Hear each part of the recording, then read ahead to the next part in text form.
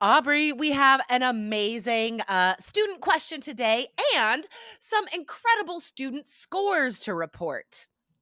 Yes, this is so exciting. I'm glad that this question is about writing. I know a lot of you out there listening are especially focused on writing, improving your writing score. And For today sure. is going to be a good one. But first, let's share these amazing scores, Jessica. This is exciting. This is super cool. So, in our Three Keys student community, our students share their amazing scores, and it helps inspire and motivate everyone else in the course. So, congratulations to Momo, who just got an overall 7.5 on her most recent IELTS exam. So, amazing scores. And she did manage to get a 6.5 in writing because she followed the tips that we're going to teach you guys today, right? Yes, exactly. And the question for today also comes from a student in our course, in our community. So, just so that you guys know, if you take our online course, Three Keys IELTS, you're also guaranteed, or rather immediately, a member of our very supportive community. So, you Yes. can post questions, share your scores, and you get access to all of our fun speaking practice as well. So, Yeah. an extremely useful perk for our students. Totally. So check it out, guys, allearsenglish.com/KEYS. So you don't have to study IELTS alone, right? Because that could be Yes. The extremely worst. difficult and kind of boring, I think. All right, let's get to it. Aubrey, what did our student Edwin ask recently?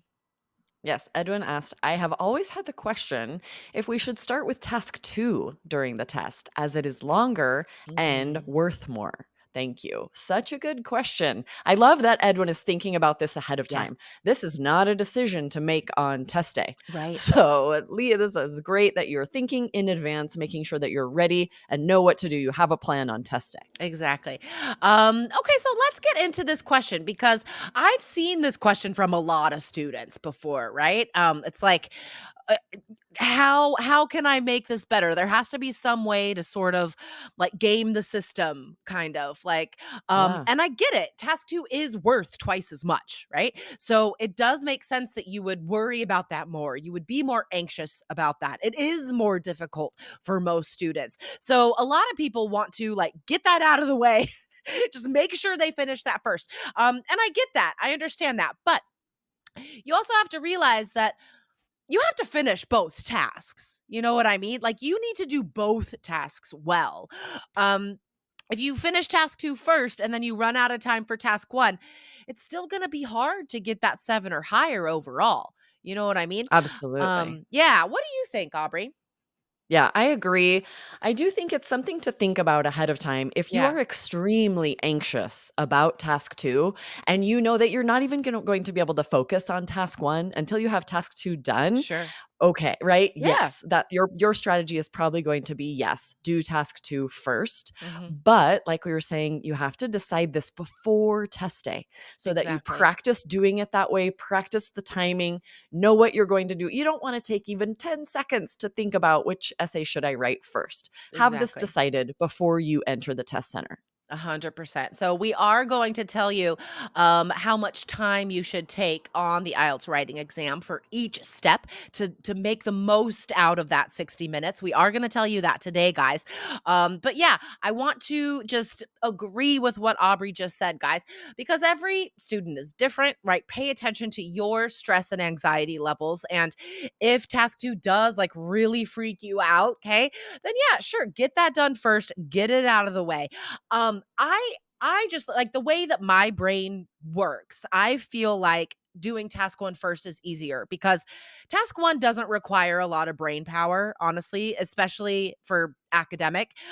If you have our three key strategies, because you're just writing about numbers. You need zero creativity. You have to come up with zero proof and opinions in task one, right? And even for the general letter, like it is more fun, you can use details from your like real life to support whatever you're talking about.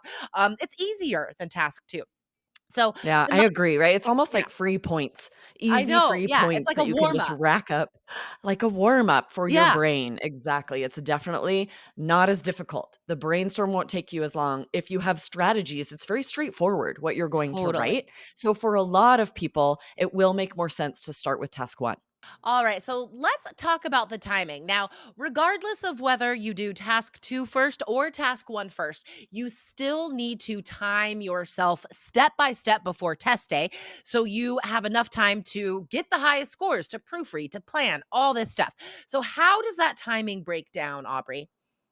Yeah, so you will spend 20 minutes on task one and 40 minutes on task two, Yep. but we're going to break that down even further to share what you should be doing during each of those minutes. And keep in mind, guys, that this is very specific, okay? We're breaking it down step by step, minutes per step, because you should be timing yourself for at least 2 weeks before test day to make sure that you're maximizing your time. Okay. Now, why is it so important that we break it down step by step? Okay. Why do we say that you have to do 3 steps for each essay? Planning, writing, checking. Why is it so important to do all 3 things for each essay? It's just so easy to lose track of time, Yeah. and you can get really disorganized if you don't. So, for task one, for example, you should spend 2 to 3 minutes planning. If you don't do that, if you dive right into writing, you can end up wasting a ton of time because you're sort of planning as you go. It might end up very disorganized. You may have to redo some things. So, Right. if instead you have strategies, you're very structured with your time, you'll actually save time in the Yeah. end. You have to brainstorm and plan before you write, guys.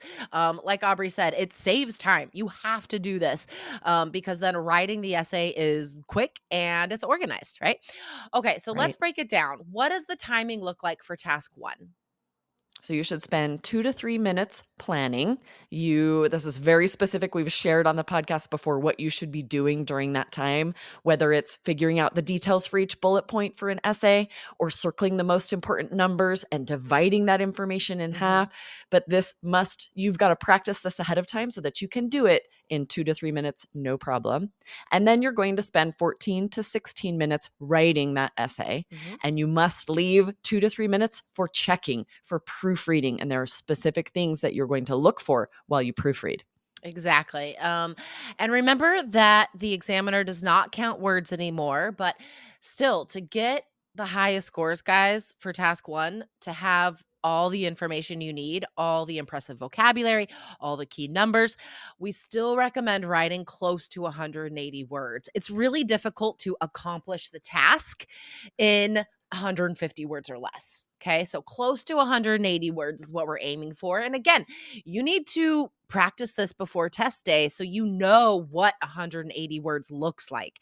So you're not counting your words on test day. You should know, like, okay, this is about like how many lines I usually write for Right. 180 words, right? Yeah, you don't have time to count words. The examiner's not counting words. Like Jessica said, what's most important is that you are accomplishing the task. Right. And so you have to write enough words to do that.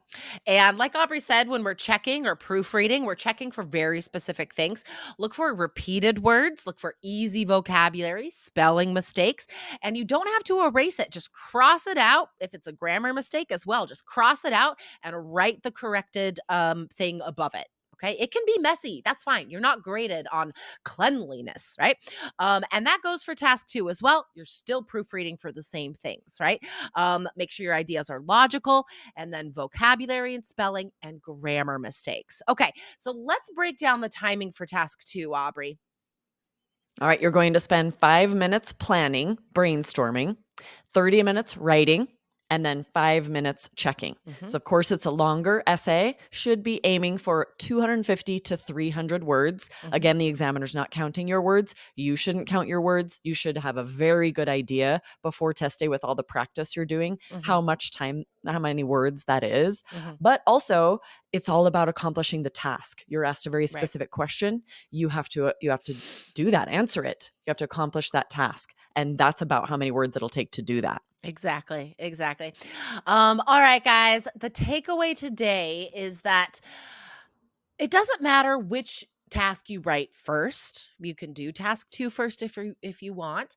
But you have to finish both tasks in the 60 minutes in order to get the highest scores. And you must rehearse before test day. You have to practice step by step. Time yourself.